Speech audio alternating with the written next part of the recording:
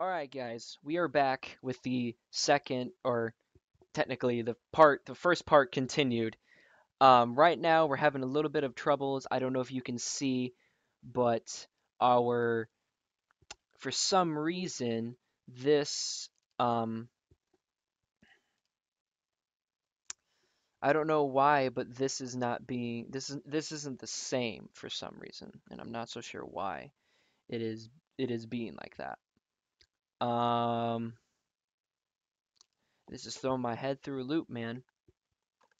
This is really throwing my head through a loop. And not only that, but the fact that this is very, very, very distorted and like not what I want it to be. Oh, that even looks distorted now. What in the world is going on here, man?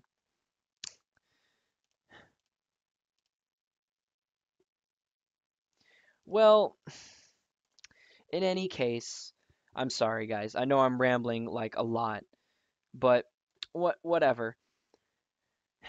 When you get it on, it will be right if you do it right. Obviously, I didn't for whatever reason. I didn't get it right. So we're just gonna delete this. We're gonna delete that part from there. So when you get it all set and done, you should have these cards. Now I'm just going to turn off a few of these. So when you get the perspective that you want, and you know what, since we just have this card, I'm just gonna mess with the perspective or the distort on, oop, distort on this one. Actually, maybe I can just rotate it. Yeah, you just rotate it right there. So, I'm sorry. When you get the, you know, card that you want and you do it right, obviously I didn't the first part as you saw. I'm just checking to see how much time I'm going on. And when you get it right, all you got to do is just, and we'll just delete these for the moment. All you got to do is just duplicate it. Um, I just hold shift up and I just duplicate it a number of times and just hold shift up and keep doing the same thing basically.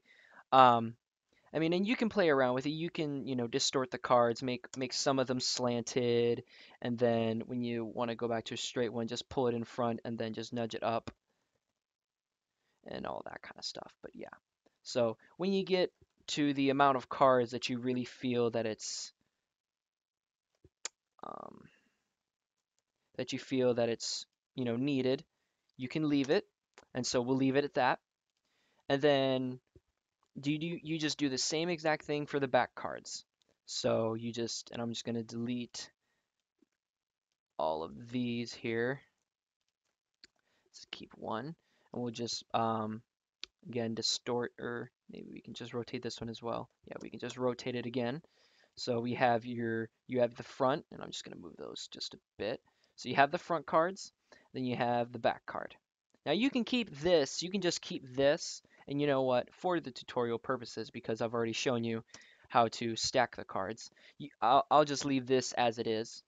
And so when you get done with that, this is basically the layout stage, just putting the cards down, how you see them fit, how you want them to look on the card. You can manipulate all of the stuff through the smart object function in, in Photoshop and all that kind of stuff. So if there's anything that you want to change, you just change it, save it, and it'll change on here automatically. And so what you want to do, and I will get rid of these effects here. What you want to do is double click on your background layer, go to a bevel and emboss. I mean, this is what I do. Go to a bevel and emboss, a texture, and I mean, if you have your own kind of like paper texture or anything that you really want it to be, you can use that. I just put it as just a default texture, and it's just well, which one? I don't know which one it would be. I believe it'd just be this one or this one. Doesn't really matter. But any one that just, it's very, very subtle. Put the depth down to about 5 or 50. Mess around with the size if you want it to be less. I'm just going to keep it at 5. Soften it up, I'd say about two, and then two, and then leave it at that. And then actually shouldn't leave it at that. Go to a color overlay. Now this is just for the card that I'm designing. Just go to a color overlay, and I put E9, E9, E9. It's just it's an offset kind of white, and I'm gonna mess with these lights. I'm gonna make this 35 and this uh, 35 as well. And then we'll go to drop shadow. Now this drop shadow, it doesn't have to be, huge. It doesn't have to be it doesn't have to be, anything too harsh. I'd put it up to about 50 so that you get just this corner, and then put the distance up to about 5. Make sure your spread is about 10 or so. Keep that size at 5. Hit OK. So now you'll have a drop shadow, and all you gotta do is just hit save, wait for it to load itself, and then it'll give you just a nice drop shadow on all the cards, making them look like they're really there. And, sorry, and all that. And then instead of doing all that again, you can just hit copy layer style, go to your other card, the back of the card, whichever, and then just hit paste, hit save again, go back, and all those are changed for you. So again, you can play around with how you want it to be. I would strongly recommend that you take a picture of the cards and how you want to orientate them and do your best to make them look realistic. Now, obviously, the ones that I've done here do not look that realistic. I can see that now, you know, but you really take your time on it, you'll make them look really, really good. So, now that we're done with the layout and or choosing a background and all that kind of stuff, I'm going to stop it here and we're going to continue on and we're going to continue on to the second part, which is basically designing the business card. And since I do not have Illustrator, I will be designing it in CorelDRAW. It's basically another vector program similar to Illustrator, but a little bit differently.